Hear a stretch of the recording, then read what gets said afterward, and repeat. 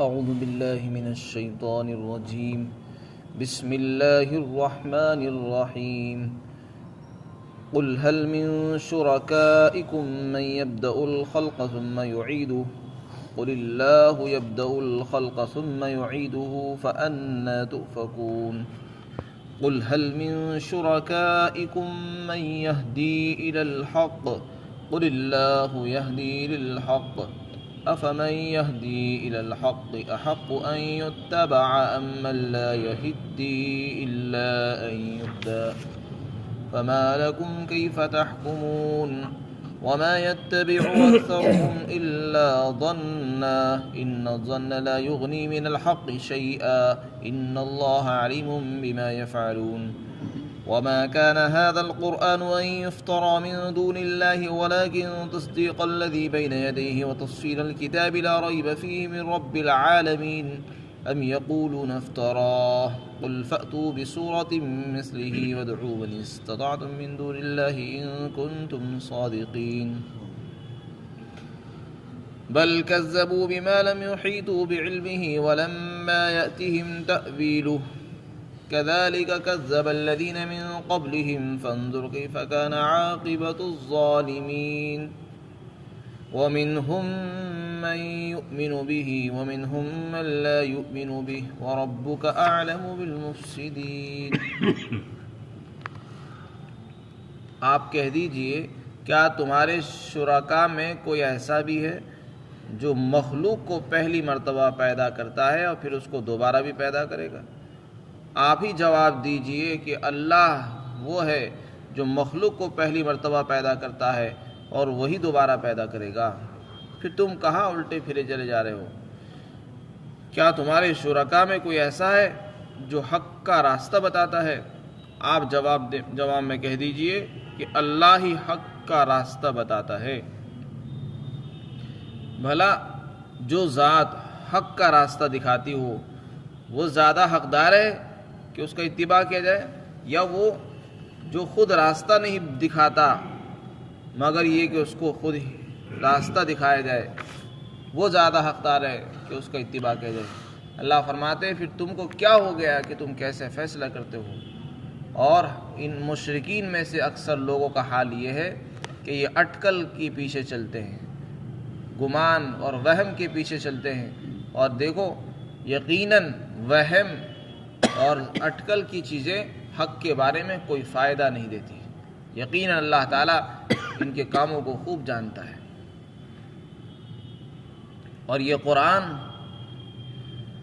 ایسا نہیں ہے کہ اس کو اللہ کے سوا گھڑ لیا گیا ہو اپنی طرف سے، بلکہ یہ تصدیق کرتا ہے ان چیزوں کی جو اس سے پہلے ہیں، اور یہ ان تمام لکھی ہوئی چیزوں کی تفصیل بیان کرتا ہے جو لوح محفوظ کے اندر موجود ہیں. اس میں کوئی شک نہیں ہے یہ رب العالمین کی طرف سے اترا ہوا ہے. کیا وہ لوگ یہ کہتے ہیں کہ اس کو آپ نے گھڑ لیا ہے؟ آپ ان کو کہہ دو کہ تم اس جیسی کوئی ایک صورت پیش کر دو لا کر، اور دیکھو اللہ کے سوا تم جس کو بلا سکتے ہو بلا لو اگر تم اپنے اس دعوے میں سچے ہو. بلکہ انہوں نے ایسی چیز کا انکار کیا ہے جو ان کے علم کے اندر بھی نہیں آ سکی اور نہ ہی ان کی سمجھ میں وہ بات آئی ہے. اسی طریقے سے ان سے پہلے لوگوں نے بھی جھٹلایا ہے. غور کرو، دیکھو تم کیا انجام ہوا ہے ظالم لوگوں کا. اور ان میں سے بعض وہ ہیں جو ایمان لائیں گے اور بعض ایمان نہیں لائیں گے، اور آپ کا رب فسادی لوگوں کو خوب جانتا ہے. مشرکین کو اللہ تعالیٰ نے توحید کی طرف لانے کے لیے دلائل سے سمجھایا ہے. اس میں پچھلی آیت میں بھی اللہ تعالیٰ نے ان کو سمجھایا تھا کہ دیکھو تم اس بات کا یقین کرتے ہو کہ اللہ ایک ہے، ساری کائنات کو چلانے والا وہ ہے، پیدا کرنے والا وہ، مالک وہی ہے، روزی وہی دیتا ہے. پھر کیا بات ہے کہ تم اللہ کو چھوڑ کر دوسروں کی پوجا کرتے ہو؟ جب تم خود یہ مانتے ہو کہ اللہ ہی پیدا کرتا ہے وہی روزی دیتا ہے تو یہ تو سراسر ظلم اور حماقت اور بیوقوفی ہے. پھر اسی طریقے سے ان سے خود سوالات کیے جا رہے ہیں. اللہ تعالیٰ ان کو توحید سمجھانے کے لیے خود ان سے سوال فرما رہے ہیں کہ اے محمد صلی اللہ علیہ وسلم آپ ان سے پوچھئے کہ جن کو تم نے اللہ کا شریک کہا ہے تمہارے ان شرکاء میں کوئی ایسا ہے جو مخلوق کو پیدا کرتا ہے پہلی مرتبہ، اور جب وہ مر جائے گی دوبارہ سے پھر قیامت کے دن دوبارہ سے پیدا فرمائے گا؟ کوئی ایسا ہے؟ نہیں ہے ایسا کوئی۔ اللہ فرماتے تم خود ہی جواب دو، کیونکہ ان کے پاس کوئی جواب نہیں ہے۔ آپ خود ہی جواب دے دیجئے کہ اللہ کی ذات وہ ذات ہے جس نے پہلی مرتبہ ساری مخلوق کو پیدا فرمایا، اور وہی قیامت کے دن دوبارہ سے پیدا فرمائے گا۔ یہ اللہ کی ذات ہے۔ پھر ایک اور سوال کیا، آپ ان سے پوچھئے کہ حق کا راستہ کون دکھاتا ہے؟ کیا تمہارے شرکا حق کا راستہ بتاتے ہیں، سچی جنت کا راستہ دکھاتے ہیں؟ اللہ فرماتے ہیں آپ ہی خود جواب دو کہ اللہ ہی حق کا راستہ بتانے والا ہے، وہی حق کا راستہ دکھاتے ہیں۔ پھر تم خود فیصلہ کرو، بھلا جو ذات حق کا راستہ بھی بتاتی ہو، رزق بھی دیتی ہو، مخلوق کو پیدا بھی کر کیا ہو اس نے، تو کیا وہ اتباع کے زیادہ لائق ہے یا وہ لائق ہیں جو خود راستہ نہیں دکھاتے، بلکہ وہ خود راستے میں اپنے خود محتاج ہیں؟ ان کو خود کوئی دوسرا راستہ دکھائے تب جا کے ان کو راستہ نظر آتا ہے۔ وہ خود بے راہ ہے، وہ خود راستہ نہیں پا سکتے، وہ کسی کو کیا بتائیں گے؟ تو ایسے لوگ اتباع کے قابل نہیں ہیں۔ تو جب یہ بات ہے تو تم ایسی بے وقوفانہ احمقانہ باتوں کا فیصلہ کیوں کرتے ہو، اور تم نے ایسی چیزوں کو کیوں طے کیا ہے کہ جو ذات اللہ ہے اس کو چھوڑ کر تم نے غیر اللہ کو معبود بنا لیا ہے؟ ان تمام آیات میں اللہ تعالیٰ نے اپنے ایک ہونے کے اور اپنے خالق اور مالک ہونے کی دلائل کو سمجھایا ہے اللہ تعالیٰ نے عقلی طور پر۔ تو حقیقت یہ ہے اللہ تعالیٰ ہی راستہ دکھاتا ہے، وہی ہدایت دیتا ہے، اور جن کو انہوں نے اپنا معبود بنایا ہے وہ راستہ کیا دکھاتے؟ وہ تو خود راستے کے محتاج ہیں، وہ خود بے راہ ہیں۔ ان کو کوئی راستہ بتائے تو ان کو راستہ ملتا ہے، کہ اگر ان میں ذرا سی عقل ہوتی تو یہ اتنی موٹی سی بات سمجھ لیتے کہ جب ہمارے معبود خود راستہ نہیں بتا سکتے، وہ کسی کو کیا بتائیں گے؟ وہ خود راستے میں محتاج ہیں اللہ کے۔ آگے اللہ نے فرمایا ان کا حال تو یہ ہے کہ یہ سب لوگ اٹکل کے اوپر، وہمی چیزوں پر زیادہ یقین رکھتے ہیں۔ تمام مشرکین کا اکثر لوگوں کا حال یہ ہے کہ وہ اٹکل کی باتیں، گمان، خیالات پر اپنی دنیا قائم کیے ہوئے ہیں۔ بس کسی نے جو وہمی باتیں بتا دی وہ ان کی سمجھ میں جلدی آ جاتی ہیں۔ قرآن اور حدیث کی باتیں، اللہ اور اس کے رسول کی باتیں ان کی سمجھ میں نہیں آتی، کیونکہ انہوں نے شیطان کا اتباع کیا ہے۔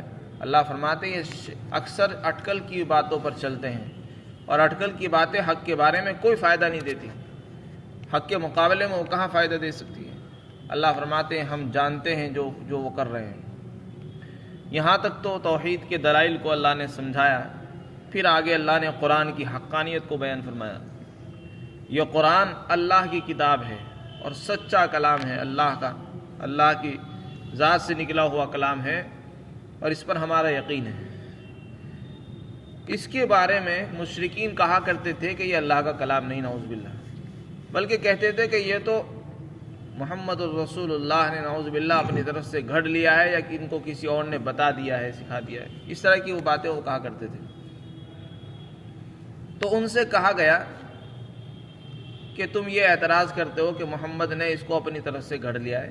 پہلی بات تو یہ ہے کہ وہ 40 سال سے تمہارے درمیان میں رہے، 40 سال تک وہ کیوں نہیں لا سکے قرآن، جبکہ تم خود مانتے تھے کہ وہ سچے ہیں، امانت دار ہیں، صادق اور امین ہیں، تو جب سے کیوں نہیں پیش کر سکے؟ وہ 40 سال ہی کے بعد ہی کیوں پیش کیا؟ دوسری بات یہ کہ وہ بھی تو انسان ہیں اور تم بھی انسان ہو، جب وہ پیش کر سکتے ہیں تمہارے کہنے کے مطابق، تم بھی پیش کر کے دکھا دو۔ تو شروع میں تو ان سے کہا گیا کہ 10 صورتیں پیش کر کے دکھا دو کم سے کم۔ اگر یہ ایک انسان اس جیسا قرآن پیش کر سکتا ہے تو تم بھی تو انسان ہو، تمہارے پاس بھی 2 ہاتھ 2 پیر، عقل، دماغ، سب کچھ ہے، تو اس جیسی 10 صورتیں لے آؤ۔ 10 صورتیں نہیں لا سکے، پھر کہا گیا کہ بھئی ایک صورت ہی لے آؤ، ایک صورت بھی نہیں لا سکے، ایک آیت کا ایک آیت بنا کر پیش کر دو۔ تو پوری دنیا آج تک اس کی نظیر پیش نہیں کر سکی، اور قرآن نے بھی کہہ دیا کہ کوئی پیش نہیں کر سکتا، سب لوگ اس سے عاجز آ گئے۔ بس اسی سے قرآن کا حق ہونا اور اللہ کا کلام ہونا ثابت ہو گیا، کیونکہ اگر انسان کا کلام ہوتا تو انسان تو روزانہ اپنا اس جیسا کلام بنا سکتے تھے، لیکن یہ انسان کا کلام ہی نہیں ہے، یہ اللہ کا کلام ہے۔ اللہ نے فرمایا اگر سارے انسان اور سارے جنات بھی جمع ہو جائیں اور یہ طے کر لیں کہ ہم اس کی نظیر پیش کریں گے تو نہیں پیش کر سکتے، اور اگر وہ یہ چاہیں کہ ہم ایک دوسرے کی مدد بھی کریں تب بھی نہیں کر سکیں گے۔ قُلْ لَئِنِ اجْتَمَعَتِ الْإِنسُ وَالْجِنُّ عَلَىٰ أَن يَأْتُوا بِمِثْلِ هَٰذَا الْقُرْآنِ لَا يَأْتُونَ بِمِثْلِهِ وَلَوْ كَانَ بَعْضُهُمْ لِبَعْضٍ ظَهِيرًا۔ اور ایک جگہ قرآن میں فرمایا وَإِن كُنتُمْ فِي رَيْبٍ مِّمَّا نَزَّلْنَا عَلَىٰ عَبْدِنَا فَأْتُوا بِسُورَةٍ مِّن مِّثْلِهِ، اگر تم کو اس قرآن کے بارے میں شک ہے تو اس جیسی ایک صورت پیش کر کے دکھاؤ۔ فَأْتُوا بِسُورَةٍ مِّن مِّثْلِهِ وَادْعُوا شُهَدَاءَكُم مِّن دُونِ اللَّهِ إِن كُنتُمْ صَادِقِينَ، اور اپنے جو ہے مددگاروں کو بھی بلا لو، جس کو بلانا چاہو بلا لو اور قرآن کی نظیر پیش کر کے دکھاؤ۔ لیکن آج تک قرآن کی نظیر کوئی پیش نہیں کر سکا۔ یہاں بھی اللہ نے چیلنج کیا ہے اور فرمایا کہ تم ایک ہی صورت تو پیش کر کے دکھاؤ، اور دیکھو تمہیں یہ بھی چھوٹ ہے کہ تم جس کو بلانا چاہو اللہ کے علاوہ، مخلوق میں سے ساری مخلوق میں جس کو بلانا چاہو بلا کے دکھا دو اور پیش کر کے دکھاؤ، لیکن آج تک کوئی پیش کر کے نہیں دکھا سکا۔ بس یہیں سے یہ بات ثابت ہو گئی کہ یہ اللہ کا کلام ہے، انسان کا نہیں، اور جب اللہ کا کلام ہونا اس کا ثابت ہو گیا تو جو لانے والے ہیں رسول اللہ محمد الرسول اللہ صلی اللہ علیہ وسلم، ان کی نبوت اور رسالت بھی ثابت ہو جاتی ہے کہ جب آپ نے جو کلام پیش کیا وہ آپ کا نہیں اللہ کا کلام ہے، تو آپ کی نبوت بھی سچی نبوت ہے، آپ حقیقی نبی ہیں، برحق ہیں، کیونکہ آپ نے جو کلام پیش کیا وہ اللہ کا کلام پیش کیا۔ اللہ کا کلام نبی ہی پیش کر سکتا ہے، غیر نبی اللہ کا کلام پیش نہیں کر سکتا، تو اس سے آپ کی نبوت اور رسالت بھی ثابت ہو رہی ہے، آپ کا سچا نبی ہونا بھی معلوم ہو رہا ہے۔ اسی کو اللہ فرماتے ہیں، اور یہ قرآن ایسا نہیں ہے کہ اس کو گھڑ لیا گیا ہو اللہ کے علاوہ، بلکہ یہ قرآن تو تصدیق کرتا ہے، سچا بتاتا ہے اپنے سے پہلی کتابوں، اس سے پہلے جو کتاب تورات اور انجیل آئی ہے ان تمام چیزوں کے احکامات اس کے اندر موجود ہیں، ان کو سچا بتاتا ہے، اور اس میں جو کچھ لوح محفوظ میں لکھا ہوا تھا اس کی ساری تفصیلات اس قرآن میں موجود ہیں، اور اس میں کوئی شک نہیں ہے رب العالمین کی طرف سے اترا ہوا ہے۔ پھر آگے اللہ نے فرمایا کہ یہ لوگ یہ کہتے ہیں کہ اس کو گھڑ لیا ہے محمد رسول اللہ نے، نعوذ باللہ۔ اللہ فرماتے آپ ان سے کہو کہ تم اس جیسی ایک صورت ہی لا کر دکھاؤ، اور تم اللہ کے علاوہ جس کو بلا سکتے ہو بلا لو اگر تم سچے ہو۔ اللہ فرماتے انہوں نے قرآن کا انکار کر کے اور یہ کہہ کر یہ اللہ کا کلام نہیں، ایک ایسی چیز کا انکار کیا ہے جو ان کے احاطہ علمی میں کے اندر بھی موجود نہیں ہے، اور ان کی حقیقت یہ کہ یہ قرآن کو سمجھ نہیں پائے۔ اگر یہ قرآن کے اندر ذرا سا غور کرتے تو اس کی حقانیت ان کے سامنے کھل کر واضح ہو جاتی اور اس کا یقین کرتے، لیکن انہوں نے غور نہیں کیا، بلکہ انہوں نے جھٹلایا ہے ایک ایسی چیز کو جو ان کی احاطہ علمی میں نہیں آ سکی اور نہ ہی ان کی سمجھ میں آئی ہے، اس کی تفسیر ان کے پاس نہیں آ سکی۔ اسی طرح یہ کوئی نیا معاملہ نہیں، اس سے پہلے لوگوں نے بھی جھٹلایا ہے۔ اللہ فرماتے ہیں جو جھٹلاتا ہے اس کا کیا انجام ہوگا یہ خود دیکھ لیں گے۔ ان سے پہلے لوگوں نے جھٹلایا، ان کا کیا انجام ہوا، وہ ہلاک ہو گئے، نام و نشان ان کا مٹا دیا گیا، ان کی جڑ کاٹ دی گئی۔ بس یہی انجام آج انکار کرنے والوں کا ہوگا، کل ان کا نام و نشان نہیں رہے گا۔ اللہ فرماتے ہیں آپ صلی اللہ علیہ وسلم کو آخر میں تسلی دی گئی ہے کہ دیکھو اگر کوئی آپ کو نہیں مانتا نہ مانے، کوئی قرآن کو نہیں مانتا نہ مانے، آپ کسی کے نہ ماننے سے رنجیدہ اور غمگین نہ ہو، آپ اپنا کام جاری رکھیے، دعوت و تبلیغ میں لگے رہیے، لوگوں کو قرآن پڑھتے رہیے، سناتے رہیے، پہنچاتے رہیے۔ کچھ لوگ ایسے ہیں جو ایمان لائیں گے، کچھ لوگ ایسے جو ایمان نہیں لائیں گے، کسی کے ایمان نہ لانے سے آپ رنجیدہ نہ ہوں، یہ ایک سلسلہ شروع سے چلا آ رہا اور چلتا رہے گا۔ اس لیے فرمایا آپ کچھ لوگ ایمان لائیں گے، کچھ ایمان نہیں لائیں گے، اور جو فسادی لوگ ہیں ان کی ذہنیت کو، ان کے مزاج کو اللہ خوب جانتا ہے اور وقت پر ان کو سزا دے گا، لہذا آپ اس کے بارے میں فکر مند نہ ہوں۔ اللہ تعالی ہم سب کو عمل کی توفیق نصیب فرمائے۔